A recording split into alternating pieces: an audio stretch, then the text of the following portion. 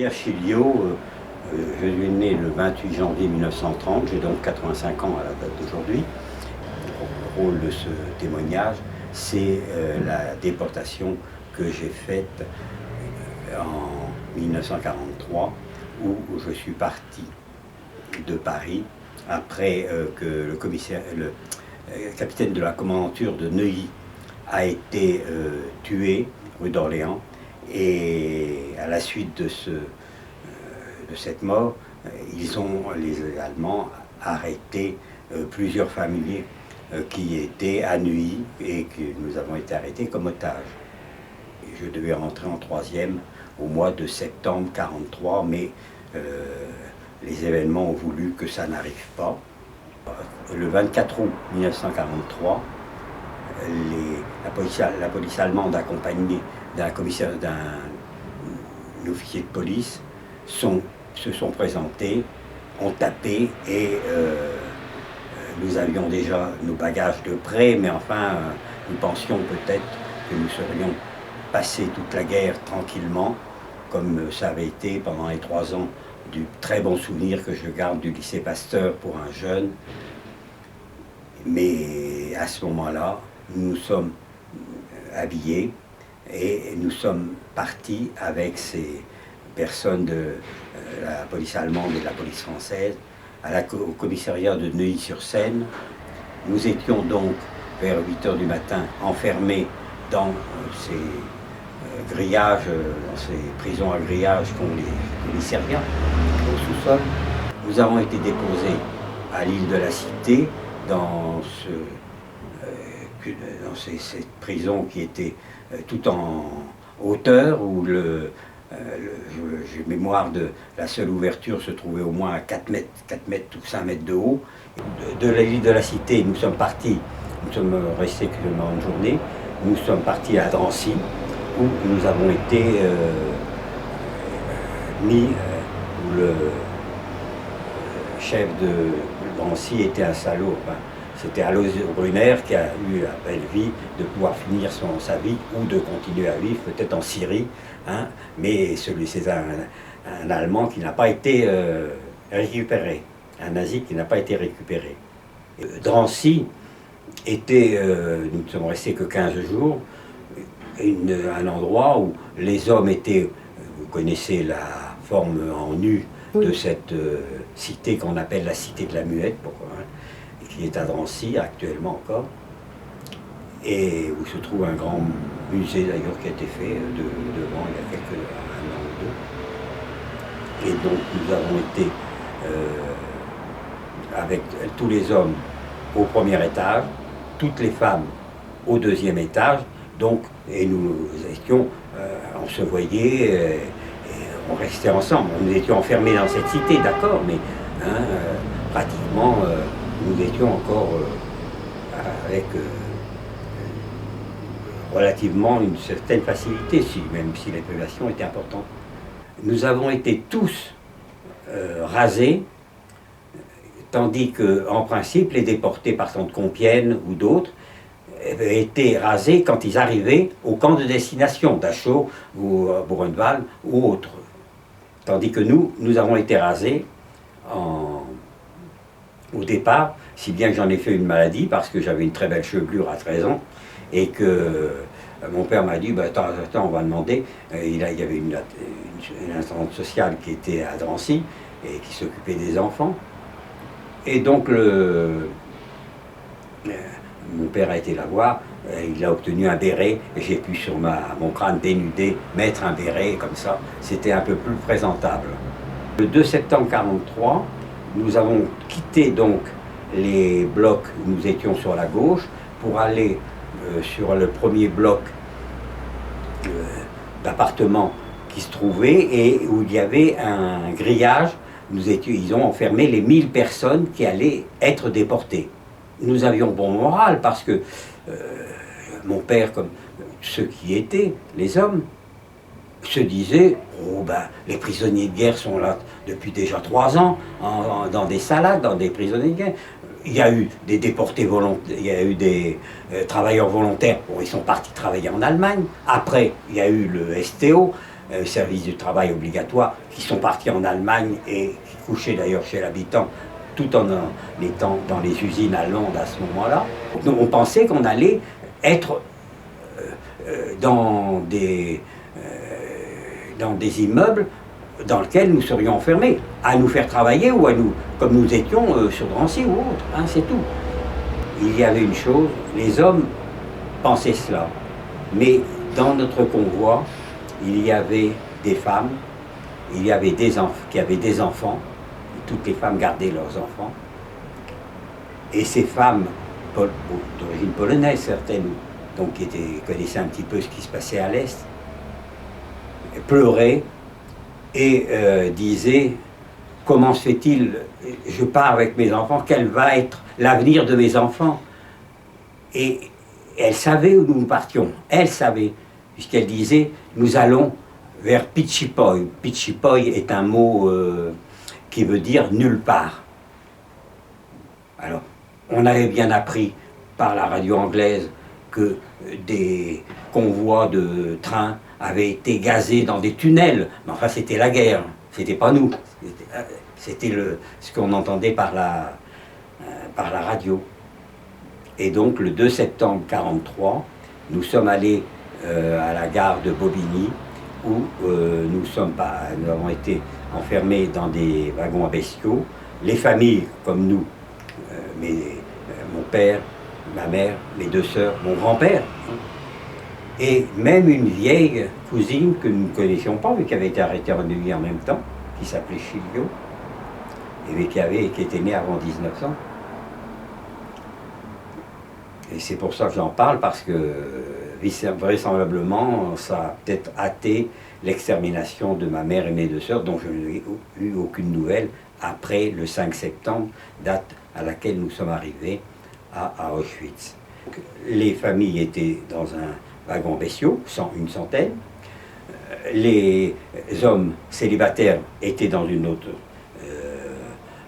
autre wagon à bestiaux, et les femmes seules étaient également dans un wagon à bestiaux. Donc il y avait cette distinction qui était restée dans l'expédition. Il fallait rester sans manger, sans boire, c'est ce qui était le principal, mais avec des trinettes pour faire ses besoins dans cet endroit assez restreint où il y avait 100 personnes. À partir de 1940, il y a eu les lois concernant les entreprises juives. Donc mon père a été dépossédé de ces entreprises de Lille et de Reims, tout en étant encore en contact avec les deux directeurs qui étaient chez nous depuis... la directrice de Lille est rentrée en 1926. Donc en 1943, elle avait déjà... l'étoile jaune a été obligatoire, et donc nous avons été au commissariat de Neuilly prendre nos étoiles jaunes qu'il fallait coudre sur la partie gauche de notre veston. La première fois, j'ai été avec cette étoile que j'ai retournée pour aller dans un cinéma où j'ai vu le film avec Pierre Blanchard qui s'appelait Pontcarral, au lycée Pasteur, et les professeurs ont parlé à la classe entière en leur disant mes enfants, vous avez certaines qui ont un signe distinctif, ils ne sont pas différents de nous et vous devez les avoir. Il n'y avait aucun antisémisme, au contraire. Il y avait le métro, il fallait aller en dernier wagon du métro, et pratiquement, ça a été donné partout, vous aviez les stades, les parcs publics, hein.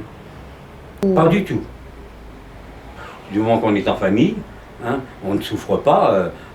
Si le parc public ne nous accepte pas, bah, qu'il reste parc public et puis c'est tout. Hein. De toute façon, c'est pas ça qui est important. 1941-42, le maréchal Pétain avait une très bonne presse.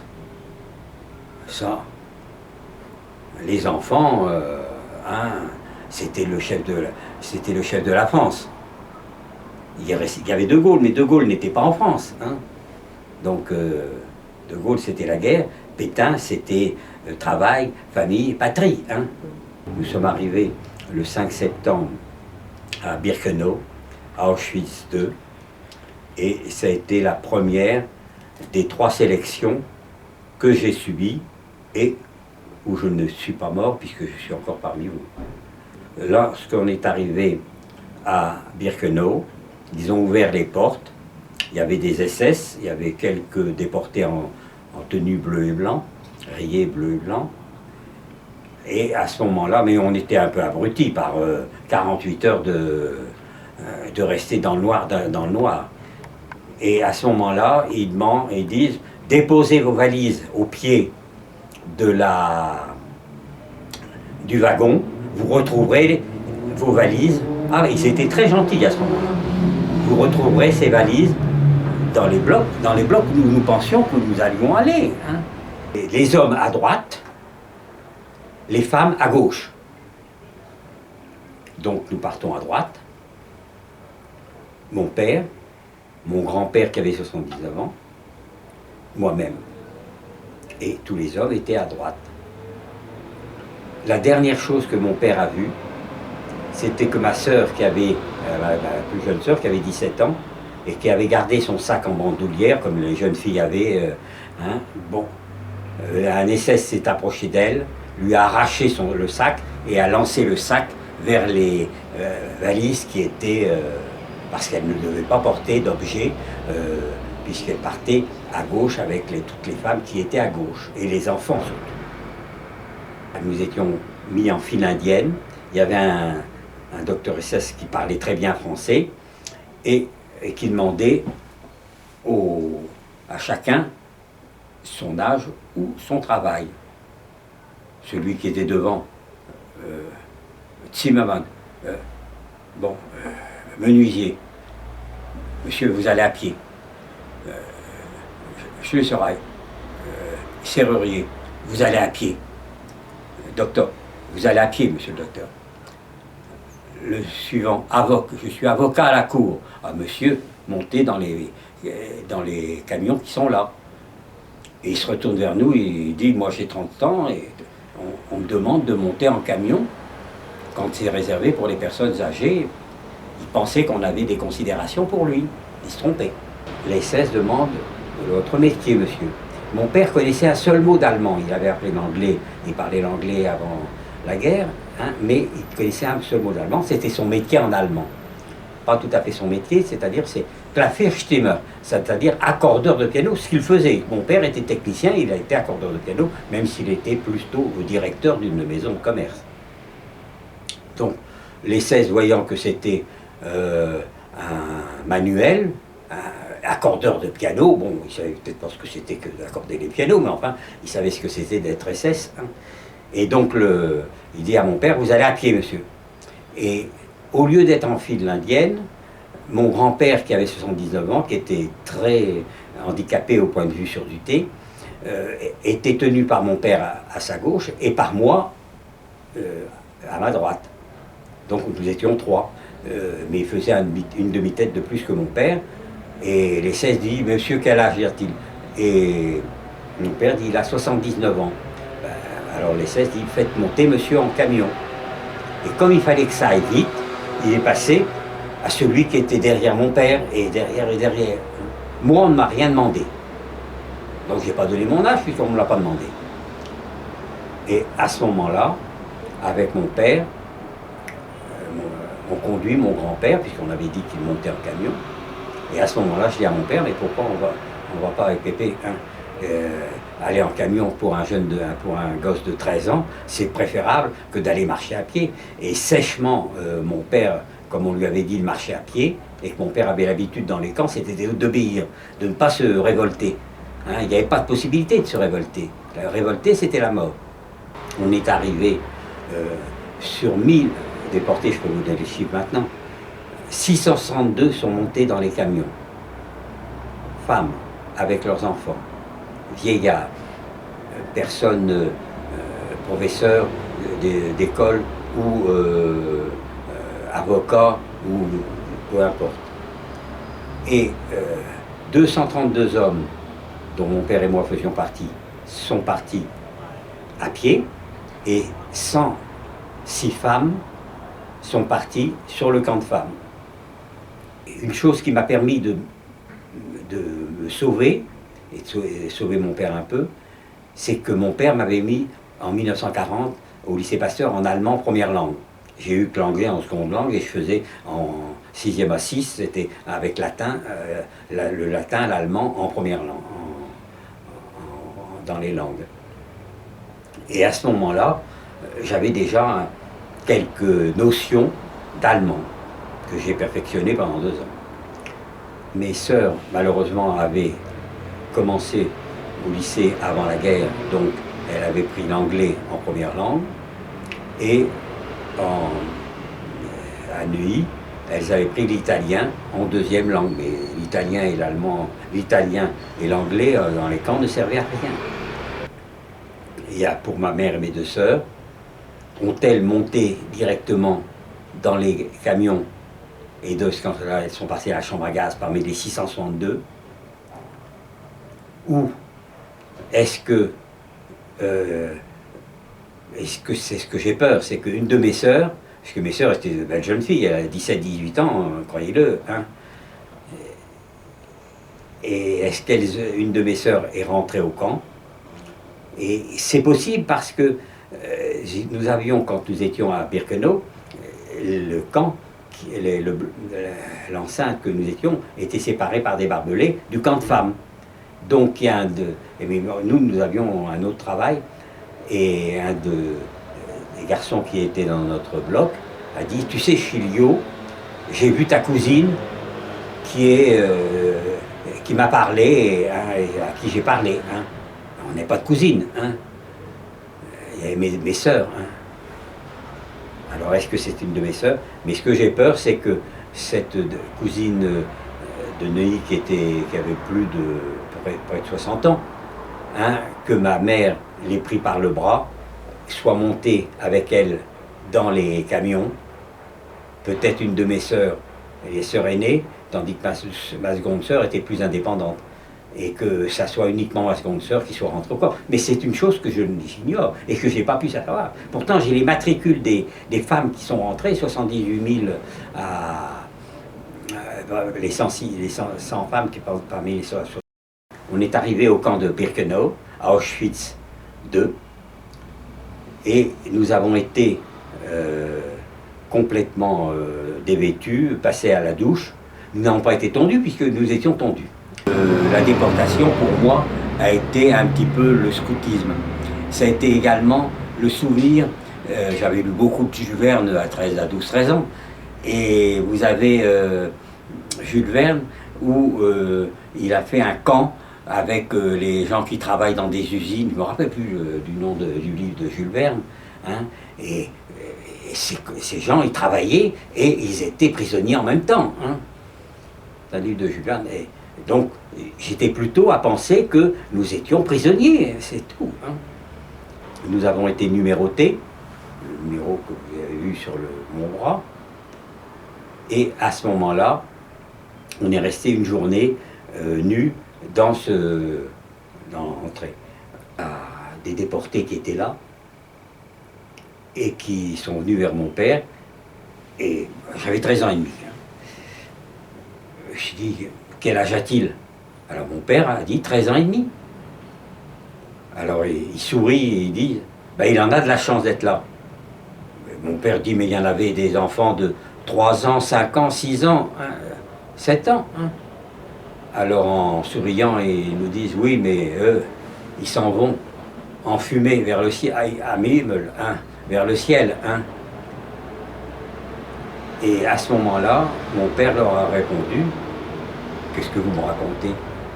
Comme quoi, vous voyez, même dit par un déporté, mon père ne les croyait pas. En principe, on ne tue pas les gens, on n'assassine pas les gens comme ça. Et à ce moment-là, mon père leur a répondu une chose que j'ai encore en mémoire, c'est qu'il leur a dit, mais on n'est pas ici au Grand Guignol. Le Grand Guignol, c'est un théâtre qui existait boulevard Bonne Nouvelle à Paris, et qui était pour les grandes personnes, où on présentait des gens avec des mains coupées, tout ça. C'était des pièces, enfin il y a pire depuis, hein. comment que ça s'appelle, à la tronçonneuse, là, je sais pas quoi. Massacre à la tronçonneuse, Ah. un film d'horreur. Hein. Comme quoi ça ne s'améliore pas. Hein. Non, non. Je porte le numéro 86 et lui porte le numéro 87. Donc mon père m'avait toujours devant lui pour me suivre à chaque fois.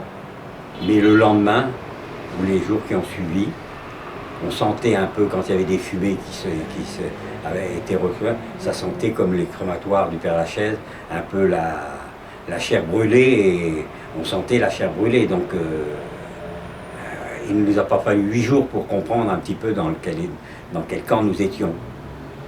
Je faisais 43 kilos et j'en faisais 36, je n'ai pas maigri beaucoup pendant 2 ans de déportation, mais enfin, c'était en pleine adolescence où en réalité j'ai tout de même perdu 7-8 kilos. On était dans ce commando qui faisait des cloisons, on travaillait, enfin. Et, par contre, mon père travaillait pas tellement et il était une fois surpris et il a attrapé un coup de schlag sur lui. Bon, ben. Le matin, on avait dans les gamelles que nous avions du café. Bon, enfin, ce café, c'était plutôt un thé noir avec à base d'ersatz quelconque. Hein. Bon, mais c'était une eau chaude qu'on avait. Le midi, on avait également un plat de légumes de soupe. Et il y a une chose, c'est que moi j'avais 13 ans et demi, donc j'avais pas un gros appétit. Tandis que mon père, qui avait 41 ans, il avait un gros appétit, il avait eu l'habitude de bien manger. Et donc, comme il y avait des rutabagas dans la soupe, moi je n'aimais pas beaucoup ça, et j'en donnais à mon père. Et le soir, nous avions à nouveau un bol de café, enfin, et également une tranche de pain, qui devait faire 100 grammes de pain noir, avec ou un morceau de margarine, ou un morceau de salami, ou une cuillère de confiture, et mon père me donnait sa confiture, ou son salami, et donc c'était juste, on se soutenait l'un et l'autre, pas du tout, ça. Ceux qui prenaient de l'eau, c'était un risque d'avoir une diarrhée et d'aller à la mort assez rapidement. Hein. L'eau ne pouvait être valable que si elle avait été bouillie ou n'importe. Enfin, comme on avait 2 litres d'eau par jour, enfin 10 cafés, donc on avait cette eau qui avait été bouillie par la cuisine. Hein. C'était des stall-baraques, c'est-à-dire des baraques pour des chevaux. Il n'y avait pas de fenêtre, c'était 2 murs, une toiture, avec entre la toiture et le mur une aération sur tout le long, et à l'intérieur il y avait des chalets où nous étions 6 sur 3 étages, 6 à chaque étage. Rez-de-chaussée 6, milieu 6 et le haut 6, donc on était. En revenant, il y avait la musique qui était à côté, qui faisait de la musique, et on passait la porte d'entrée du camp de Birkenau, et je ne devais pas marcher très très bien, je n'avais pas appris assez à marcher ou pas, et donc l'ESS est venu, et puis pam, m'a donné un coup de fouet, enfin de schlag, sur moi, et mon père était juste derrière, hein. Puis je suis rentré, hein, c'est pas, hein, c'est un, j'ai rien eu de, mais enfin c'est des choses qui les sont, comme quoi on est absolument dépendant des SS et de la surveillance que nous avons. Le capot de ce commando était un capitaine catholique de l'armée polonaise qui était à Birkenau, comme nous. Et ce capitaine polonais, il lui parlait l'anglais. Et mon père parlait anglais. Donc, avec le polonais qui parlait l'anglais, mon père a pu correspondre un petit peu. Tandis que l'allemand et le polonais ne parlaient pas, absolument pas. Par contre, moi, avec l'allemand, j'arrivais au fur et à mesure à me débrouiller. Tout à fait. Mais plus dans les autres camps.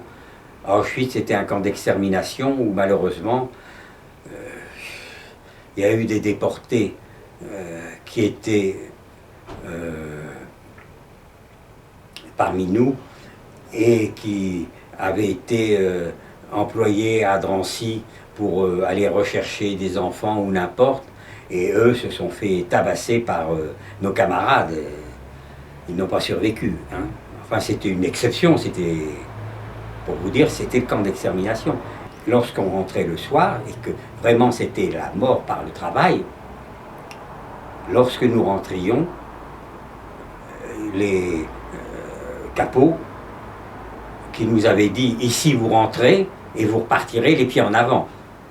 Ça, l'annonce avait été faite dès notre entrée. Hein.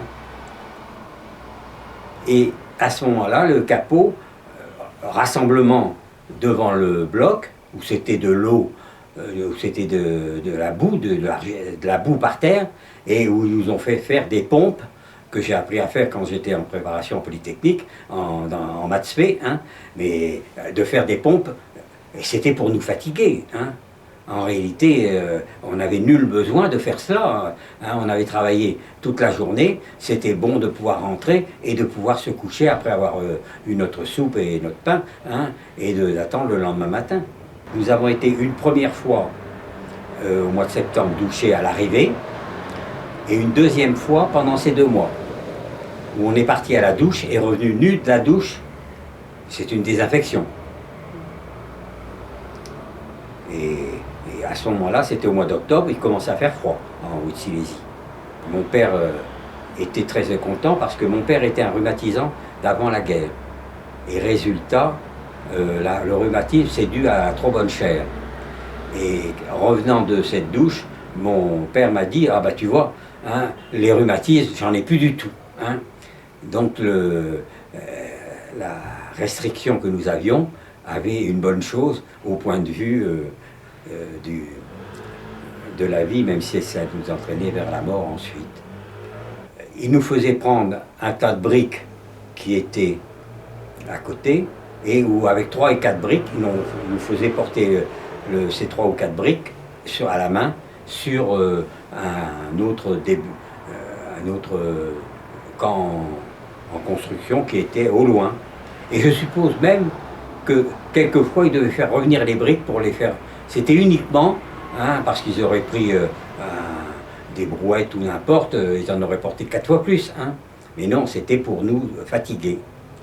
Au mois d'octobre 43, donc fini.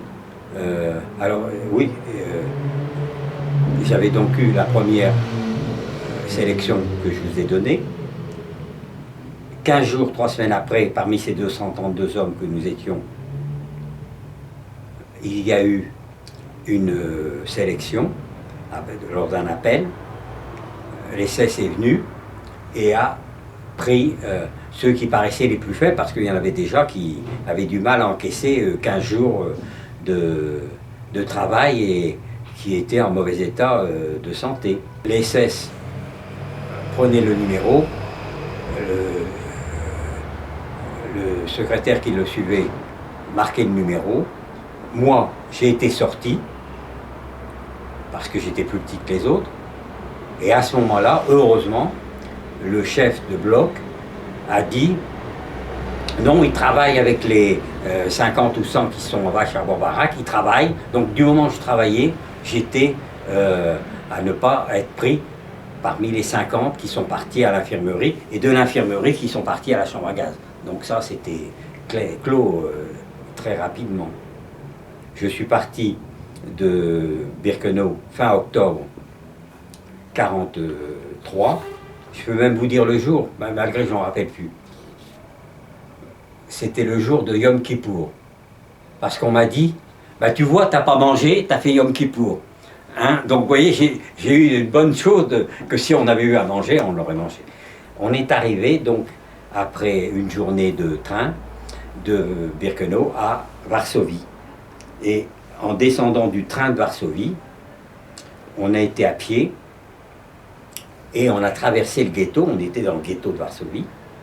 On a traversé le ghetto et on s'est trouvé à voir le ghetto qui s'était révolté au mois de mai 43 et qui avait été qui avait d'abord tué et pris des armes aux premiers soldats, peut-être de la Wehrmacht, qui les avait voulu les rassembler, et les 50 ou 100 des juifs qui se trouvaient ont lutté contre les Allemands, mais est venu un général SS, Stroop, qui est venu avec ses tanks, ses lance-flammes, et qui a complètement brûlé le ghetto. Et donc c'est pas avec 2 ou 3 revolvers, avec 2 ou 3 bouteilles peut-être où ils mettaient de l'essence ou quoi, qu'ils pouvaient se défendre. Ils ont fait ce qu'ils ont pu, mais ils ont été exterminés. Ils se sont jetés des étages et ça a été brûlé.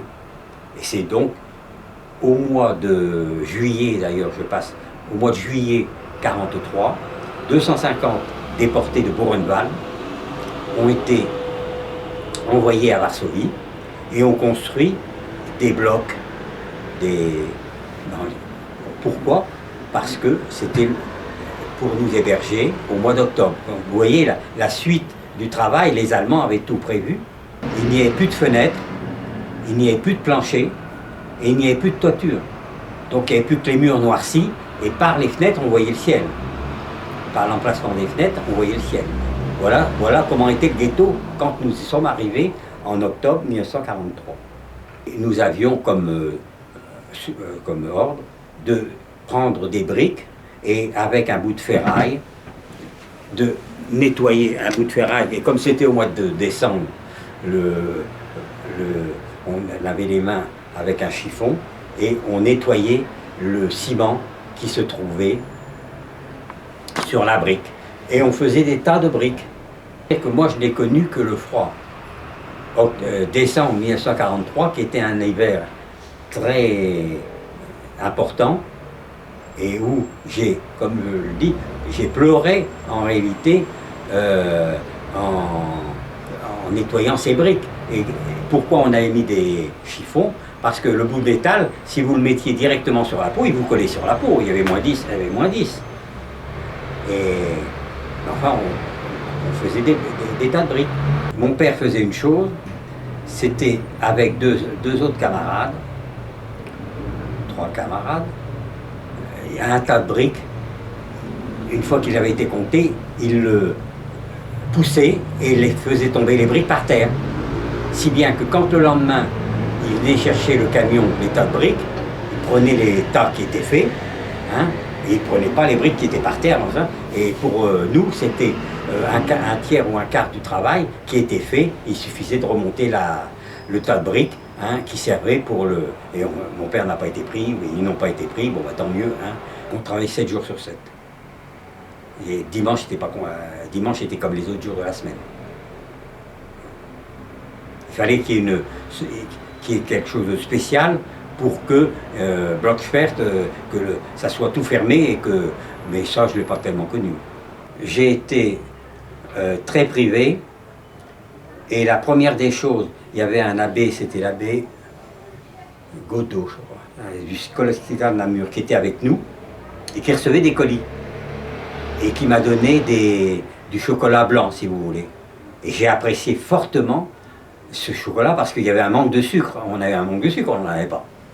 On a reçu 2 ou 3 colis au mois de mars, février 1945. Colis venant de Suisse de la Croix-Rouge, ou colis venant, c'était des colis qui étaient en carton, marron, qui étaient des colis en principe destinés aux prisonniers, mais les camps de prisonniers étaient libérés, donc Dachau, il ne restait plus beaucoup, et ils avaient donc permis de pouvoir donner ces colis. On a reçu 2 ou 3 colis au mois de mars, février 1945, colis venant de Suisse de la Croix-Rouge, ou colis venant, c'était des colis qui étaient en carton, marron, qui étaient des colis en principe destinés aux prisonniers, mais les camps de prisonniers étaient libérés, donc Dachau, il ne restait plus beaucoup, et ils avaient donc permis de pouvoir donner ces colis, et ça posait un problème, c'est que ces colis, il y avait que les Français qui en avaient, les Russes, il ne fallait pas se le faire voler par les Russes,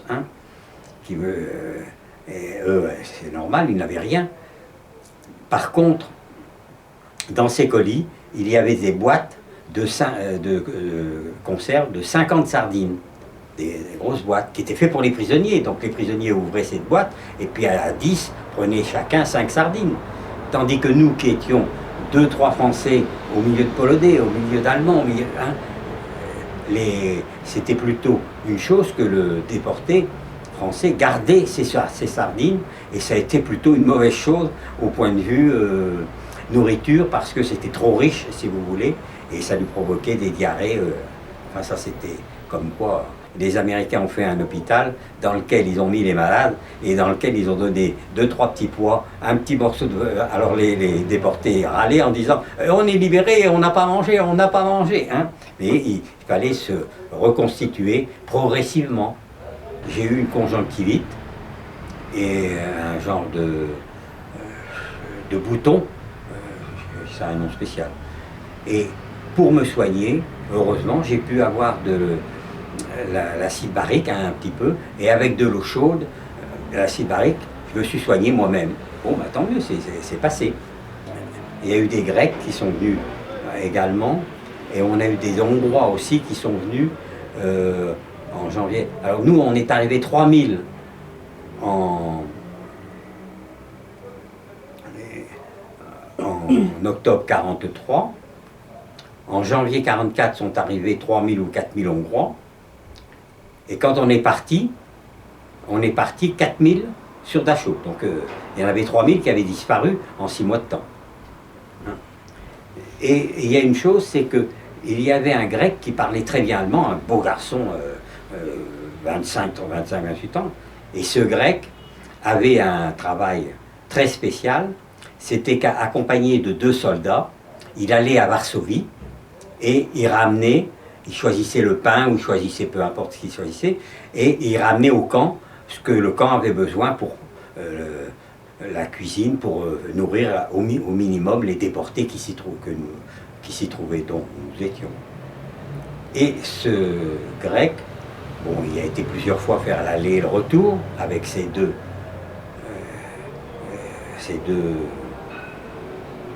soldats.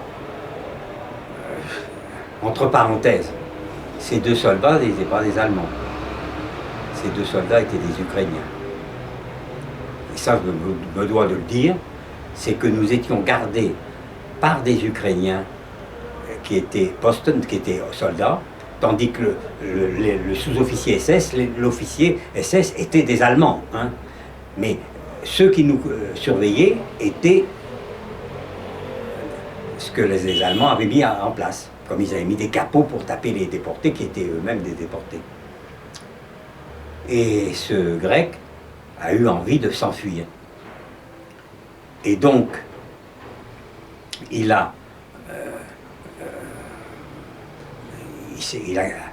est parti rapidement des 2 qui le surveillaient, mais malheureusement, il y avait d'autres Allemands qui étaient là, et puis résultat, il s'est fait canarder et il s'est fait blesser à la jambe, et donc il a été repris. Son évasion a tourné court. Grec a été soigné, puisqu'il était blessé à la jambe. Il a été soigné pendant 2 ou 3 mois, et au bout de 2 ou 3 mois, sur la place d'appel que nous étions à côté des blocs, ils nous réunissent tous, comme garde à vous, et il y avait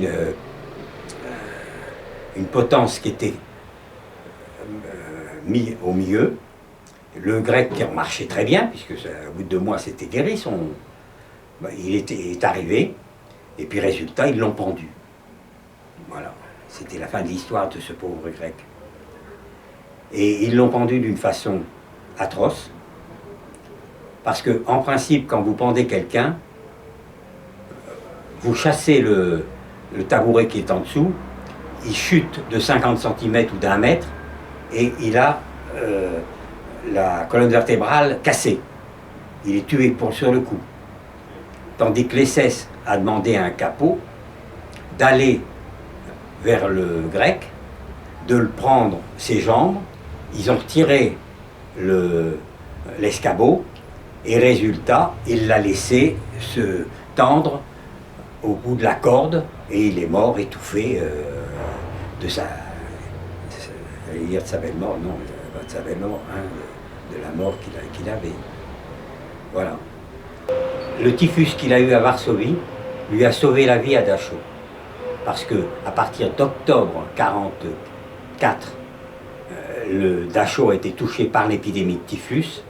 Et entre octobre 1944 et février 1945, les morts par le typhus ont été importants parce que le froid augmentait le risque de décès du fait de cette épidémie de typhus. Et ensuite, moi j'ai eu un problème pulmonaire et je suis rentré à l'infirmerie, enfin comme ça je rejoignais mon père. Quand j'étais encore en travail dans le camp et que mon père était malade du typhus, j'ai été voir mon père puisque c'était assez facile de se déplacer. Je lui ai apporté un morceau de pain et mon père ne m'a pas reconnu et puis il m'a acheté le morceau de pain. Il était en plein fièvre du typhus et résultat, bon, ben, il fallait que ça passe. Hein. Le mois de juillet 1944, où les Russes n'étaient pas très loin parce que nous entendions les find alarms, c'est-à-dire les alarmes à l'ennemi, c'est-à-dire des triples alarmes qui voulaient dire que c'était ou des tanks ou des parachutistes. Ce n'étaient pas des avions qui passaient dans le ciel, c'était beaucoup plus pressant au point de vue et beaucoup plus proche. Oui, alors ça, c'est ce que j'ai comme demande quand je vais dans des témoignages d'école hein, où j'ai des enfants. Alors, je passe une matinée ou une après-midi, peu importe, pour donner témoignage comme je vous le donne maintenant. Et ils me demandent comment voulez-vous qu'on puisse s'évader? On ne parlait pas polonais, on parlait très peu allemand ou mal l'allemand. Hein. Comment voulez-vous traverser la Pologne, enfin même l'Allemagne, la Pologne annexée, peu importe, et l'Allemagne pour se retrouver en Suisse ou en France, c'était pas possible. Puis on n'avait pas la vache de Fernandel pour nous conduire hein, à travers les autres. Et deuxièmement, on était complètement tondus, hein, matriculés sur certains. Hein. Et donc, il n'y avait pas possibilité de pouvoir, comme je vous ai dit, quand nous avons commencé, mon père, au mois de septembre 43, octobre 43, me disait, tu sais, à Noël, nous serons rentrés chez nous. Comme si c'était une assurance absolument irréfutable. Bon, octobre 43, décembre 43, nous étions à Varsovie. Bon, juillet 44, on est parti, comme je vais vous redonner tout à l'heure. Et en réalité, à Dachau, mon père a dit, tu sais, alors là, il y avait eu le 6 juin 1944, libération de la France. La France, en novembre, était presque libérée. Et donc, mon père disait, en décembre, à Noël 1944, nous serons rentrés chez nous. Nous n'étions pas rentrés chez nous. Nous avons été libérés à Dachau le 29 avril 1945. Hein. Donc, on a passé encore un hiver supplémentaire. Nous étions tous les deux, mon père et moi, à l'infirmerie. Les Russes étaient proches. Et à ce moment-là, il y a un mouvement qui se produit. Il y avait des prêtres catholiques qui étaient là, qui ont été habillés, qui ont été donc avec les personnels de l'infirmerie. Et puis nous, mon père, moi, d'autres, nous avons organisé. Organiser, ça veut dire voler aux Allemands. Ça n'est pas le vrai vol, c'est de trouver ce que l'on a besoin. Et on avait trouvé une veste, un pantalon, parce que à l'infirmerie, nous étions en chemise. Nous n'étions pas habillés. Et donc nous sommes habillés comme nous avons pu. Et les cesses arrivent. Le personnel de l'infirmerie d'un côté et les malades devant être de l'autre. Et au lieu de 150 personnels de l'infirmerie, il y avait 350 personnels de l'infirmerie et il restait 150 malades. Alors il a dit quoi? Il y a 350 personnes pour en soigner 150? Et le chef du révire, chef de l'infirmerie, avec justesse, lui dit, ben non, il y a des malades, vous voyez, ceux qui sont là, les 150. Par contre, tous ceux qui sont avec le personnel de l'infirmerie sont des Entlassung. Entlassung, ça veut dire libérables, c'est-à-dire des malades qui sont guéris et qui vont retourner au camp, puisque le fait était de l'infirmerie de partir sur le camp qui a été rassemblé. Donc, nous avons les 16 dit c'est pas possible, et il a essayé de sélectionner tous ceux de l'infirmerie qui étaient habillés. Bon, alors là, il le met avec le personnel de l'infirmerie, l'autre malade. Et donc, il arrive à moi, et comme j'étais petit, je suis resté trop petit là, un petit peu, peut-être grandi d'1 an, mais c'est tout, il me met avec les malades. Et mon père, je ne sais pas ce qu'il lui a dit, mais mon père, hop, viens avec moi. Alors là, j'engueule mon père et je lui dis, mais pourquoi tu viens avec moi hein? Alors c'est là où on savait la vérité. Parce que je dis à mon père, si tu restes avec moi, nous allons mourir. Hein? Et ben, alors mon père me répond, bah, si tu meurs, je mourrai avec toi. Et vous voyez que mon père était toujours à vouloir me suivre. Il l'avait promis à ma mère qu'il ne me quitterait jamais. Hein? Et donc, il ne m'a jamais quitté. Et moi, j'étais pas très content de savoir que j'allais mourir. Hein? Parce que là, on le savait. Hein? Et à ce moment-là, je vais vers l'SS et je lui dis à l'SS, Bitte schön, mein Herrn, avec le peu d'allemand que je connais, parce que le SS disait la vérité, il disait, oh ben, nous allons faire 100 km à pied, tu ne peux pas marcher, il vaut mieux que tu restes te reposer avec les malades. Hein. Alors, Bitte schön, mein Herrn, ich kann 100 km beim Fuß gehen. Je vous traduis ou non? Alors, je saurais marcher pendant 100 km. Hein. Ich bin stark, je suis fort. Hein. Et je n'ai pas attendu sa réponse. Hein. J'ai pris mon père par la main et nous sommes partis vers le personnel de l'infirmerie et ceux qui sortaient. Et parmi les derniers, nous sommes sortis parmi les derniers. Mais l'SS n'a pas fait son boulot comme il avait à s'occuper des 200 malades ou 250 malades qui restaient là, qu'il fallait qu'ils partent absolument, donc il a laissé faire. Hein. Tant mieux pour moi, puisque en réalité, ça a été le 3e sélection où je suis sorti vivant. On a marché absolument le premier jour, le 2e jour, et par contre, les soldats ukrainiens, SS ukrainiens, qui étaient en bas de la colonne, tuaient ceux qui tombaient. Donc ils étaient éliminés au fur et à mesure. Par contre, les soldats ukrainiens avaient des camions qui leur permettaient, ils ne marchaient pas de 6 h du matin jusqu'à 4 h l'après-midi, hein, même si on marchait doucement, mais enfin... Et pratiquement, on avait une soif terrible, puisque c'était juillet 44, il faisait très chaud, donc on a souffert de la chaleur. Une fois, une Polonaise qui était devant sa maison avait un baquet d'eau et il y a plusieurs déportés qui ont été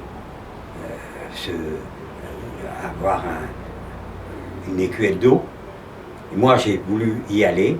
Malheureusement, j'y ai peut-être été trop tard parce qu'il y a un SS qui est arrivé et qui m'a flanqué un coup de crosse dans le derrière. Alors, résultat, je suis remonté à ma place à côté de mon père sans avoir eu la moindre goutte d'eau. Tous les soirs, on était parqués dans un champ où on attendait pour partir le lendemain. Et une fois on est arrivé, il y avait un fleuve qui courait le long du champ dans lequel nous étions. Et donc on a été parqués sur ce fleuve. Et il y en a un des garçons qui courait, qui était en bonne santé. Il a couru, il a voulu aller boire de l'eau dans le fleuve. Et à ce moment-là, les SS ont lancé un chien. Ils avaient des chiens avec eux qui gardaient. Et le chien était mordre le déporté qui était dans l'eau, et les SES a demandé à un capot, à un détenu, d'aller noyer son camarade dans le fleuve et laisser mort dans le fleuve. Voilà. Avec plusieurs camarades, on a creusé, on était à 50 cm de l'eau, hein. On a creusé la terre, qui est devenue boueuse, et qui nous a permis d'avoir un petit peu d'eau, qu'on a filtré sur un chiffon quelconque, et on a bu cette eau, et qu'est-ce qu'elle était bonne cette eau, hein, même si elle était boueuse, peu importe ce qu'elle était, ça nous avait fait boire. Puis on est reparti le lendemain, et on est arrivé donc 4 jours après à Coutenot, c'est à côté de Lotz. On avait fait les 120 km, et à Coutenot on était mis en wagon sur Dachau. Les wagons abbatiaux dans lesquels nous étions, 100, avaient une particularité parce que certains de nos camarades que nous avons retrouvés à Dachau ont subi le convoi de la mort, où il y a eu 660 il y a eu plus de 600 déportés qui sont morts, étouffés et morts dans les wagons parce qu'ils sont partis de Paris, et le train du 2 juillet est resté pendant une journée entière à côté de Reims, à Fismes, où sur la chaleur, puisqu'il ne roulait pas ce train, ils sont morts étouffés, pratiquement fous. Et alors, vous aviez des wagons où il y avait une certaine autorité qui était fait, que certains se levaient pour permettre à plus, d'autres, avec les difficultés, ils s'étouffaient, ils devenaient fous. Et ils sont arrivés à Dachau le 4 juillet 1944. C'était le convoi de la mort qui était, et que nous respectons chaque année lors du 2 juillet, anniversaire du départ. Lorsque nous sommes arrivés à Dachau, on a été parqués sur la place d'appel, qui est très importante à Dachau. Moi, à ce moment-là, j'avais eu des problèmes dans le train, parce que je ne me rappelle plus du tout, entre le train et la place d'appel, mon père a dû me porter, je suis complètement dans les vapes, hein, c'est pas...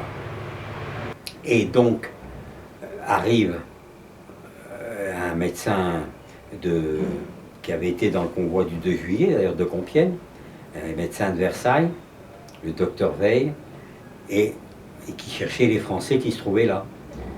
Et parlant à mon père et à moi-même, il dit, vous arrivez, hein, et alors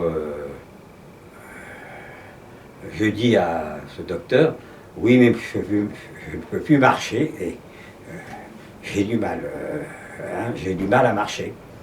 Alors le docteur dit, mais t'en fais pas, c'est pas grave, tu vas aller à l'infirmerie, on va te soigner. Et alors moi, sans pouvoir me lever, je dis non, non, je ne veux pas aller à l'infirmerie, je veux rentrer avec mon père au bloc, hein. Parce que pour moi, l'infirmerie, c'était l'antichambre de la chambre à gaz. Mais Dachau était un camp de concentration. Et donc, nous étions concentrés, nous n'étions plus exterminés.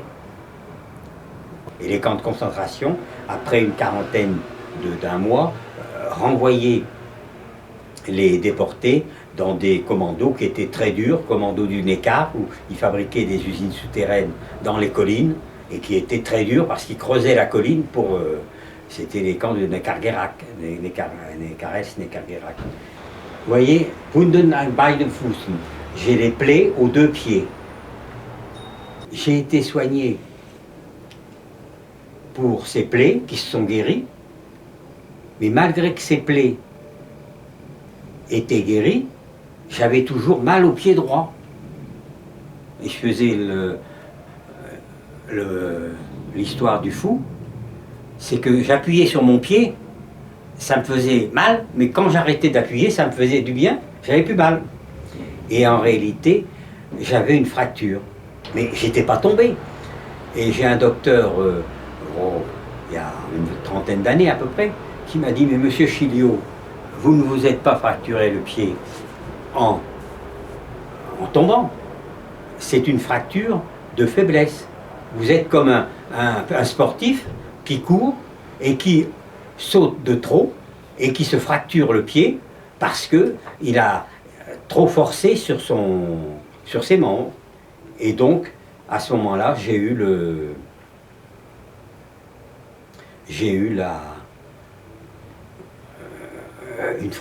un plâtre pendant un mois, et au bout d'un mois, j'étais guéri.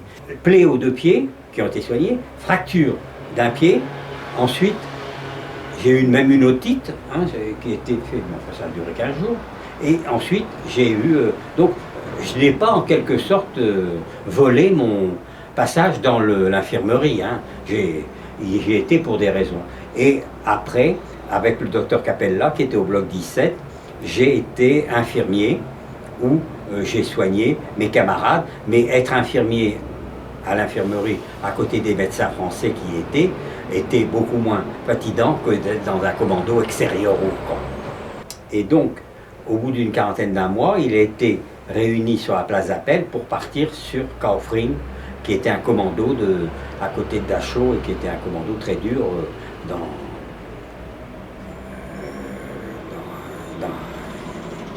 au point de vue travail. Mais comme il savait que j'étais à l'infirmerie, mon père a tenté le tout pour le tout. Il s'est laissé tomber sur la place d'Appel en disant « je ne peux plus marcher ». Et ça, les Allemands étaient... On ne pensait pas que un déporté puisse faire une blague, non, c'était... Qu'est-ce que disait le déporté? C'était de la souffrance, il donnait la vérité.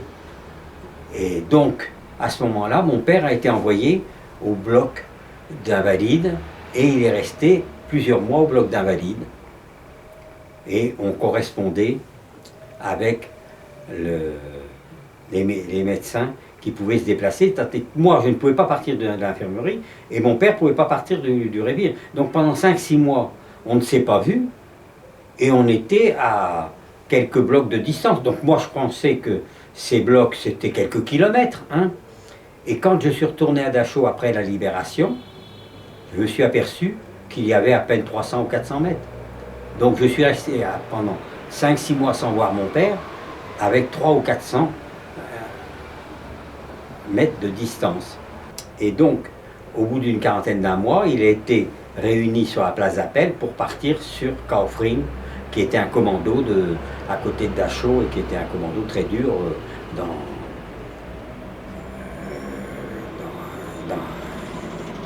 au point de vue travail. Mais comme il savait que j'étais à l'infirmerie, mon père a tenté le tout pour le tout. Il s'est laissé tomber sur la place d'Appel en disant « je ne peux plus marcher ». Et ça, les Allemands étaient... On ne pensait pas que un déporté puisse faire une blague, non, c'était... Qu'est-ce que disait le déporté? C'était de la souffrance, il donnait la vérité. Et donc, à ce moment-là, mon père a été envoyé au bloc d'invalides, et il est resté plusieurs mois au bloc d'invalides. Et on correspondait avec les médecins qui pouvaient se déplacer. Moi, je ne pouvais pas partir de l'infirmerie, et mon père ne pouvait pas partir du Révire. Donc pendant 5-6 mois, on ne s'est pas vu, et on était à quelques blocs de distance. Donc moi, je pensais que ces blocs, c'était quelques kilomètres. Et quand je suis retourné à Dachau après la libération, je me suis aperçu qu'il y avait à peine 300 ou 400 mètres. Donc je suis resté pendant 5-6 mois sans voir mon père, avec 300 ou 400 mètres de distance. Mon père, une fois, est venu à l'infirmerie pour une visite dentaire ou n'importe, en demandant une visite. Et à ce moment-là, il est venu, il n'avait pas le droit, mais enfin il l'a fait, il est venu me voir au bloc, et on s'est vu pendant une demi-heure, un quart d'heure. Donc vous voyez, nous n'étions pas séparés, tout en n'étant pas ensemble. On entendait les Américains qui envoyaient des tirs d'artillerie d'un côté, les Allemands de Munich qui référaient, et nous étions au milieu. Il faut dire une chose, c'est qu'un déporté que vous voyez, qui est resté 2 ans en déportation, il a souffert peut-être pendant 6 mois ou 1 an, mais pendant 6 mois ou 1 an, a eu un travail privilégié plus facile. Sans ça, la durée de vie d'un déporté était de 6 mois, mais pas plus. Par les coups, par la maladie. Donc, les Américains étaient proches, et heureusement, il y avait des résistants parmi les différentes nationalités, et ils se sont enfuis à ce moment-là du camp, et ils ont été trouver les Américains, et aux Américains, ils ont dit, il y a à Dachau 20 000 déportés qui s'y trouvent, puisqu'il y avait à peu près 10 000 qui avaient été évacués. Ils ont commencé à évacuer vers le Tyrol une partie du camp. Ah non, à partir de juin 1944, les camps ont eu une amélioration. Premièrement, les capots que nous avions, qui étaient souvent des droits communs, ont été remplacés par des politiques. Et donc, ça a été une vie une vie meilleure que celle auxquelles nous étions soumis. Parce que les Américains, eux, ils progressaient et ils pensaient que le camp avait été évacué. Donc, ils pensaient aller vers Munich pour prendre la ville de Munich, qui était une grosse chose, hein, et continuer vers le... Enfin, on était à un mois de l'arrêt de la guerre. Ah oui, même pas 3 semaines. Et donc, les Américains, savant qu'il y avait la Légion étrangère américaine, la Rainbow Division, division arc-en-ciel, est arrivée, et à ce moment-là, nous étions dans le bloc 17, où le bloc 17 donne juste devant Mirador. Et il y avait un SS, mais ils avaient été remplacés les derniers jours par la Wehrmacht. Les SS, ils étaient partis, hein. Donc vous voyez, c'était la débandade un petit peu, mais enfin, il y avait et résultat, il y avait la machine, la mitrailleuse qui était sur le Mirador, qui était juste pointée sur les blocs qu'ils avaient juste en dessous d'eux. À un moment, il a rentré sa mitrailleuse, et je me suis dit, il la rentre pour la charger, et il va la ressortir, ils vont nous mitrailler, donc on va y passer en une demi-heure de temps, hein, on aura toute la... Il suffisait qu'il mitraille pendant une demi-heure, et les déportés, même à travers les cloisons de bois des blocs, les 3/4 seraient morts, hein. Et il a ressorti sa mitrailleuse avec un caleçon blanc dedans. Donc il se rendait. À l'entrée du camp, le portail s'est ouvert, les déportés étaient là, et un Américain s'est présenté, a retiré son casque, et il y a une chevelure blonde qui est tombée, c'était un journaliste, une journaliste, hein, que l'on connaît d'ailleurs, hein, une journaliste américaine qui est rentrée la première dans le camp. Hein. Le dimanche 29 avril 1945, vers 17 h.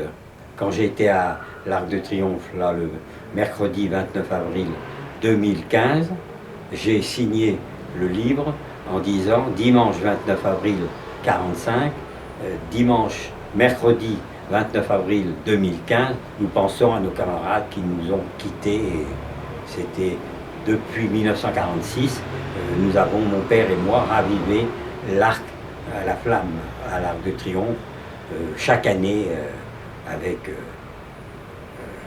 fidélité, malgré que chaque année a lieu le premier dimanche qui suit le 29 avril, les cérémonies internationales qui sont importantes, comme sont toutes les cérémonies importantes en Allemagne, au camp de Dachau. Hein. Premièrement, on a été libéré le 29 avril 1945. Bon, à ce moment-là, il n'y avait plus d'Allemands. Au contraire, il y a des soldats allemands qui ont tiré sur les Américains ou sur les déportés. Ils ont été liquidés. D'ailleurs, ça, on nous en veut un petit peu. Hein. Et, les Allemands qui ont été liquidés ont été mis au poteau, et puis ils y ont passé les 20 Allemands. Il n'y avait plus d'Allemands qui étaient présents à Dachau. Et à ce moment-là, nous étions enfermés dans le camp parce qu'il y avait une question de typhus, et les Américains ne voulaient pas qu'on parte, ceux qui s'évadaient peut-être, mais enfin, ils ne voulaient pas qu'on parte, ils voulaient soigner d'abord. Et on a eu une chose, c'est que tous les Français qui représentaient, il y a 15 000 Français qui ont été déportés sur Dachau, de toutes les provenances, nous étions à peu près encore 2-3 000 Français. Certains étaient dans les commandos. Et à ce moment-là, ils nous ont mis au camp SS, qui était juste à côté du camp de Dachau. Ce camp SS était magnifique, c'était des camps qui avaient été faits par la SS et qui se trouvaient à côté, avec villa pour le commandant, une piscine, et nous avons été donc dans ce camp rassemblés. Il y a une chose que je voulais vous dire, sur le fronton des camps de concentration, il était marqué Arbeit macht frei. Bon, c'était totalement faux, parce que nous étions à travailler, mais certainement sans aucune liberté. C'était la vérité. Par contre, moi je dis une chose, comme la chanson, Arbeit ist Gesundheit. Le travail, c'est la santé. Donc je pense que de travailler normalement est une bonne chose. Et c'est pour ça que je vous parlais de pouvoir supprimer ce chômage qui est une gangrène que nous avons et qu'il faut diminuer au maximum. Nous sortons un peu du sujet, mais c'est la vérité. Les Américains ont demandé quels sont ceux qui ont eu le typhus. Mon père a eu le typhus. Donc mon père a été pris pour les Américains. J'ai eu le typhus, donc on est passé à une désinfection. On a été habillé même avec des costumes SS, peu importe, puisque enfin, j'ai ramené mon pantalon rayé bleu et blanc.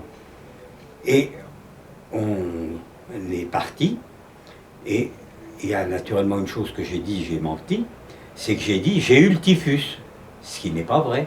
Je n'ai pas eu le typhus de tous les 2 ans où j'ai passé.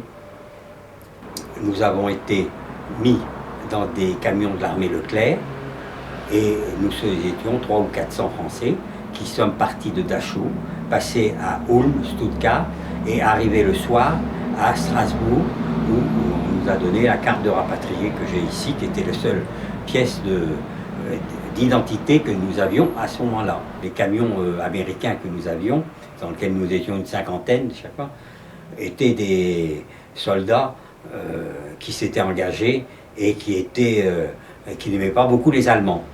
Donc une fois, il y a un pauvre Allemand avec son âne qui marchait à côté, et le camion s'est arrêté, et les soldats, le chauffeur ou celui qui était à côté de lui demande cigarette, s'il avait des cigarettes ou quoi. Et puis l'Allemand a dit non. Ils l'ont fouillé et ils ont trouvé une boîte de cigares, des cigares. Et résultat, le soldat était très content de nous donner les cigares qu'il avait pris à cet Allemand. Donc vous voyez, voilà, nous étions habillés en SS malheureusement. Enfin, nous étions dans ce camion, et on avait un drapeau bleu, blanc, rouge que nous avions monté sur un morceau de bois, et qui montrait que le camion était bleu, blanc, rouge. Et à un certain moment, on a cassé le support de ce drapeau. Résultat, les 2 soldats qui nous conduisaient, ces 2 soldats tenue américaine, je crois, ou Leclerc peut-être, eh bien, se sont arrêtés, ont été à une boulangerie, et puis ont demandé un balai. Ils ont pris le balai de la boulangerie, et puis ils n'avaient pas besoin du balai, ils n'avaient besoin que du manche à balai. Ils ont cassé le manche à balai, mais qui a été cassé à la vitrine de la boulangerie. C'est une petite explication, mais enfin, qui n'a que de valeur de souvenir. Et ça a remplacé le pour mettre le drapeau bleu, blanc, rouge que nous avions et qui nous a permis de rentrer. Nous avons chanté la Marseillaise quand nous avons passé le pont de Kehl, qui était un pont sur des bateaux, qui nous a permis de franchir le Rhin et d'arriver à Strasbourg. Mon père avait un esprit de vengeance terrible de voir des prisonniers travailler en France à qui on donnait des oranges, quand sa femme, ses filles, avaient été assassinées par les Allemands. Mon père est mort en 65, il avait 62 ans, 63 ans, et jamais il a acheté un piano allemand. Tandis que moi, j'ai acheté des pianos allemands. Haine, c'est difficile à dire parce que j'ai des camarades allemands qui étaient déportés, sont des prisonniers comme moi. Donc j'aurais, si vous voulez, une certaine haine entre monsieur Le Pen, Jean-Marie, hein, quand il dit qu'aucun chambre à gaz n'a existé, quand moi je les ai vus brûler, les chambres à gaz, hein, alors qu'il n'aille pas dire que les chambres à gaz n'ont pas existé. Le chef SS qui a été le chef du camp de Drancy, et pour moi, ce qui ne soit pas passé devant la justice, est pour moi une chose ignoble. Hein. Moi j'aurais été enfin je suis père de famille, j'ai des petits-enfants, je ne vais pas aller en Syrie pour le tuer. Hein. Donc je reste où je suis. Mais je trouve qu'il aurait dû être pris de Syrie et rendre des comptes. Vous avez von Braun qui a créé le V2, il était en Amérique, les Américains l'ont bien considéré. Par contre, allez demander à des gens de Buchenwald et de Dora hein, ce qu'ils pensent de von Braun, il vous dira, hein, c'est lui qui a fait les V1 et les V2. Hein. C'est tout. À Strasbourg, on est arrivé, on a eu une pièce d'identité qui est la carte de rapatrié, dont j'ai la photocopie là, et 48 heures après, nous sommes partis de Strasbourg en wagon à Bessiaux, hein, mais le wagon ouvert où nous étions qu'une vingtaine, hein, c'était pas énorme.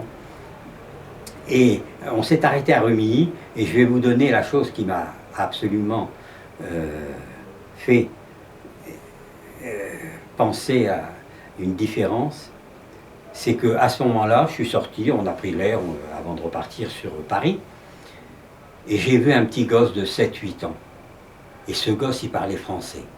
Ben, croyez-le, ça a été la plus belle des choses que j'ai pensé, de voir un enfant qui parle français, parce que pendant 2 ans, j'avais été privé de camarades et d'enfants qui puissent parler sa propre langue. Alors, nous sommes arrivés à Paris, on est allé au Lutetia, à Sèvres-Babylone. Non, c'était un accueil chaleureux, mais c'était un accueil tout court. Nous, on rentrait. Hein. Par contre, j'avais pu faire prévenir mon père et ma grand-mère paternelle, qui habitaient Paris, et Boulevard-Beaumarchais, et qui sont venus à l'hôtel Lutetia pour nous prendre et pour qu'on aille chez eux, puisqu'on n'avait plus de logement. Et à ce moment-là, ma grand-mère, qui nous voyant toutes les deux, dit à mon père, « Lucien, je ne te reconnais pas. » La mère ne reconnaissait pas son fils. Là, vous voyez, 24 août 1944, Paris a été libéré, la France a été libérée, mais nous étions toujours à Dachau. On a été libérés le 29 avril. Et jusqu'au 29 avril, nous n'avions aucune possibilité, une certitude de dire que nous allions rentrer ou pas. Nous avions une épée de Damoclès qui était suspendue sur nos têtes. Serons-nous exterminés ou pas? Nous ne le savions pas. Nous avons été très bien considérés quand nous sommes rentrés. Par contre, il y avait une certaine pudeur des personnes qui se trouvaient peut-être se dire, nous on est rentrés, nous sommes restés ici en France, nous n'avons rien eu, tandis que lui, prisonnier de guerre, lui, déporté, il est rentré et en réalité a beaucoup plus souffert que nous. Donc c'était une pudeur si vous voulez. Mais ils n'allaient pas venir, hein, c'était pas des pleurards et pleurer comme les gens qui pleurent là, dans des enterrements ou quoi, je sais pas comment ça s'appelle. Hein, pas du tout. On a parlé entre nous. Parce qu'il y avait une chose également qu'on parlait quand nous étions au camp, c'est premièrement des plats gastronomiques. Ah, tu sais, hein, la première chose que je ferai si je rentre, j'irai prendre un beefsteak frites, j'irai prendre ça, hein, voilà ce que je mangeais. Ah, tu sais comment on faisait un poulet avec des... Hein, c'était un petit peu une façon de parler, si vous voulez. D'autre part, la séparation était la chose qui était la plus lourde, la plus dure. Les déportés ont essayé de ne pas trop parler parce que, on a dit cela, on ne va pas nous croire. Ce que nous avons vécu, on ne nous croira pas, donc c'est pas la peine d'en parler, on va nous prendre pour des menteurs. Donc nous n'en parlons pas. Mais au fur et à mesure, sont venus les témoignages, et c'est pour ça qu'on porte encore témoignages pour finir de... On avait une espérance de trouver, d'abord à l'hôtel Lutetia, beaucoup de gens venaient nous voir, nous montrer une photo en nous disant mon père, mon frère sont partis déportés, est-ce que vous le reconnaissez? On ne pouvait pas reconnaître puisqu'il y a eu 75 000 déportés raciaux, il y a eu 80 000 déportés résistants, 150 000, et en réalité ça a été dispersé sur Mauthausen, Dachau, Buchenwald, Sachsenhausen, Auschwitz, sur tous les camps. Et pratiquement, on ne mettait pas tous les Français ensemble. Il y avait 2, 3 Français qui restaient ensemble, 4 Français qui restaient ensemble, c'est tout. Et il y avait des départs dans des différents commandos, dans des différents changements de temps. Si, lorsque nous sommes rentrés, pendant un mois, parce que de Russie ont continué à rentrer des déportés qui avaient été déportés par des Russes et qui étaient en Russie. Et donc ils revenaient de Russie. Mais c'était un espoir bien mince. 662 sont passés dans la chambre à gaz, 232 hommes sont rentrés et 106 femmes sont rentrées. D'après les 1000, les voilà. Et il y avait des jeunes femmes de 25 ans qui avaient leurs enfants de 3 ans ou 4 ans sur les bras. Alors quelquefois il y a eu des déportés qui étaient là, qui disaient « confie ton enfant à celui qui monte dans le train, et ben va-t'en à pied. » Mais il y en a peut-être eu 1 sur 1000 qui l'ont appris. En principe, la femme était très contente de monter dans le camion avec son enfant sous le bras. On ne l'avait pas séparé de son enfant. Donc elle souriait, elle était contente. Mais le camion partait directement à la chambre. Mon père, son travail, et moi, mes études. J'ai continué pendant 8 ans. J'ai été en 3e au lycée Voltaire, puisque j'étais pouvoir marcher. Après, on s'est trouvé un appartement au Trocadéro. Donc j'ai été à Janson de Sailly, seconde, première, maths sup, 2 années de maths spé. J'ai passé le concours de Polytechnique centrale et j'ai boulonné. Et par contre, mon père était que je revienne dans l'entreprise. Donc il m'a laissé travailler jusqu'à 22 ans, 23 ans, tranquillement, tandis que lui a continué à faire les foires, expositions et à boulonner. Les 20 ans de travail qu'il a en main, lui ont permis de remonter complètement. D'ailleurs, vous avez lu un petit peu, on a eu 2 directeurs, ils ont travaillé pendant la guerre, mais ils ont vendu tous les pianos qui y étaient, et quand mon père est rentré, il y avait les magasins, il y avait le personnel, mais il n'y avait plus de matériel. Donc mon père a... Mais alors on a été favorisé par Pleyel, et qui en réalité... Parce que mon père a dit, moi je n'ai payé aucun impôt sur les plus-values pendant la guerre. Parce qu'il y a eu un impôt en 1946, 45 ou 46 plutôt, comme quoi tous ceux qui avaient travaillé pendant la guerre, qui avaient fait des bénéfices, qui les avaient déclarés normalement au gouvernement vichiste, et qui en réalité se trouvaient... avoir fait ces bénéfices, ont été imposés. Il fallait trouver de l'argent pour reconstruire la France. Tandis que mon père, il ne risquait rien. On a eu 5 000 centimes, 5 000 francs qui nous ont été donnés avec notre carte de rapatrié quand on est rentré. C'est tout ce qu'on avait. Il vaut mieux un témoignage que... Là, actuellement, je suis entre 2 choses. Moi, je ne sais pas écrire. Par contre, je parle. Je dois, en quelque sorte, témoigner tant que je peux le faire, puisque je suis présent. Et tant que j'ai la mémoire. Parce qu'il y a une chose que, jusqu'à présent, je n'avais pas voulu beaucoup témoigner. Et je n'ai pas voulu beaucoup écrire. Oui, j'ai quelques signes écrits. Parce que je dis la mémoire, je m'en méfie comme la langue d'Ésope. C'est le meilleur et c'est le pire. En réalité, la mémoire, elle se déforme en vieillissant. Il y a une chose, là, vous voyez, j'avais...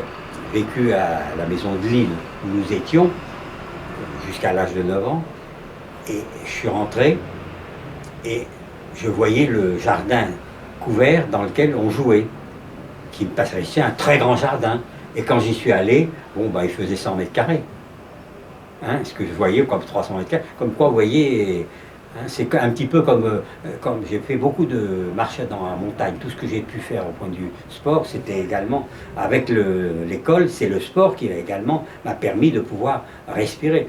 Prendre ma paire de skis, monter et en réalité se trouver en pleine montagne et manger une orange, pour moi c'était formidable. Hein.